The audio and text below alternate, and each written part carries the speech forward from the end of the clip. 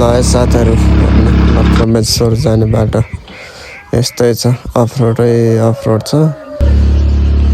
हेर्ने धेरै गाह्रो छ लक्ष्मेश्वर जानको लागि तपाईँहरू नि जाँदै हुनुहुन्छ भने अलिक ध्यान पुऱ्याएर मात्र जानु होला अहिले यो अस्तिको पानीले गर्दा बाटो सबै बिग्रिहाल्छ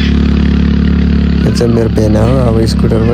स्कुटर लगेको चढ्न पनि धेरै गाह्रो भयो यस्तै छ बाटो हामी चाहिँ ओत्लिँदै जाँदै गऱ्यौँ हामी चाहिँ 6 जना गएको थियौँ अब तपाईँहरू पनि जाँदै हुनुहुन्छ भने तलै बाइक राखेर हिँडेर जानु होला माथिसम्म चाहिँ बाइक नलानु होला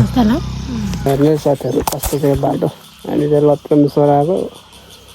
बाटोले गर्दा दुःख पायो हेर्ने साथीहरू तलबाट मेरो भेन आउँदै हुनुहुन्छ स्कुटीमा यो उकालो अब चढ्छ कि चढ्दैन हेर्ने यता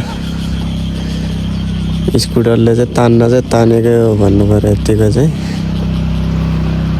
यत्रो उकालो तानिरहेको छ हेर्ने मेरो भेनाको स्कुटरले चाहिँ स्कुटरले पहिला चाहिँ धोका थियो अहिले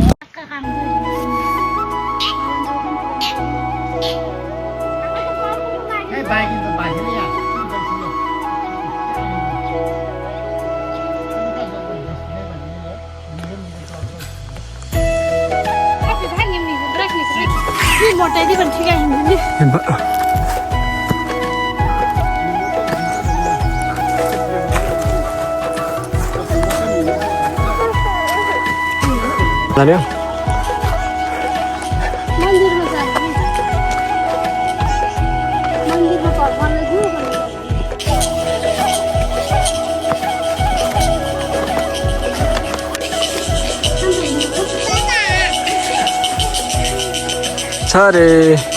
हेलो गरिदिन्छ अरे हेलो गर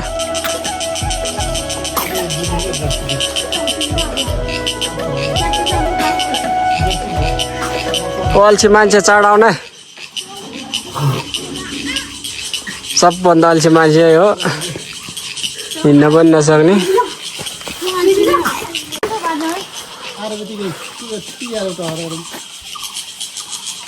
ल हेर्ने साथीहरू आज लक्ष्मेश्वरतिर आएको यस्तै थाक्यो कस्तो रहेछ हे माइ मर्न लाग्यो मेरो अल्छी बुढी सबभन्दा अल्छी हिँड्नै सकेन है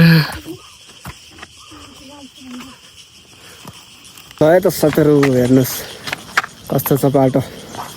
हामी चाहिँ मन्दिर आएको तलबाट यहाँ आइपुग्दा हेर्नु कस्तो छ बाटो यस्तो बाटो हिँड्नुपर्छ है लक्ष्मेश्वर आउँदा तपाईँ पनि आउनु होला आउन चाहिँ घुम्नको लागि अलि बिहानै आउनु होला दिउँसो आयो भने फर्किन भ्याउँदैन हेर्नु यिनीहरूको हालत के भएको छ हामी चाहिँ मन्दिर आएको ल आइपुग्न लाग्यो हामी चाहिँ अब ल हेर्नु कस्तो छ अब